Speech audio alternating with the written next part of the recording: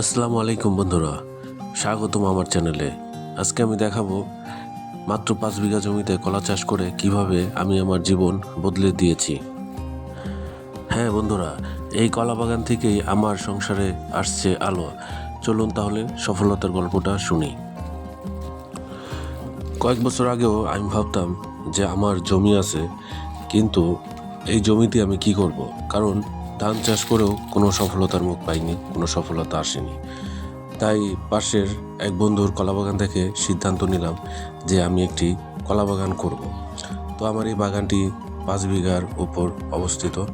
এখানে প্রচুর কলা গাছ রয়েছে। প্রথমে শুরু করেছিলাম মাত্র 1 বিঘা জমি দিয়ে। পরবর্তীতে ফলন ভালো হওয়াতে আমি সিদ্ধান্ত নিলাম যে আমি 5 বিঘা জমির উপর একটি কলাবাগান করব। 5 বিঘা জমির উপর কলা চাষ করে আর পিছনে ফিরে তাকাতে হয়নি। এখন আমি আর্থিকভাবে খুবই সচ্ছল। আমার পরিবারে সুখ, শান্তি এবং সমৃদ্ধিতে ভরা। আমি এই বাগানে লাগিয়েছি সাগর কলা এবং বাংলা গোলাপ। বাজারে এই দুই পদের কলার চাহিদা অনেক বেশি।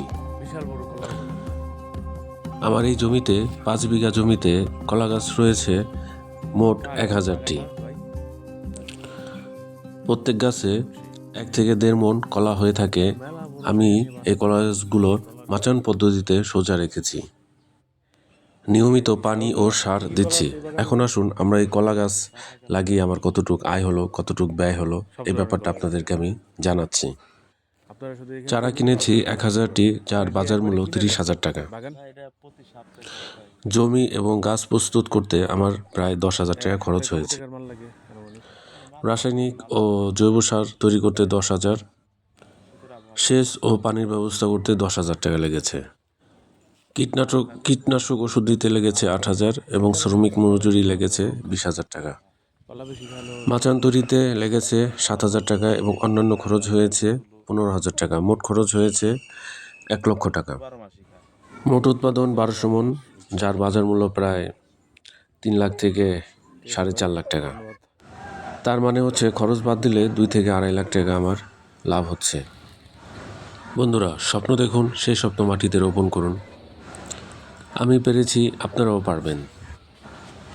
ভিডিওটি যদি আপনাদের ভালো লাগে অবশ্যই লাইক, কমেন্ট, শেয়ার করবেন। পরবর্তী ভিডিও দেখার আমন্ত্রণ রইল। ধন্যবাদ সবাইকে। একদম দেশি এবং এটাকে বলে ফরমালিন মুক্ত কলা।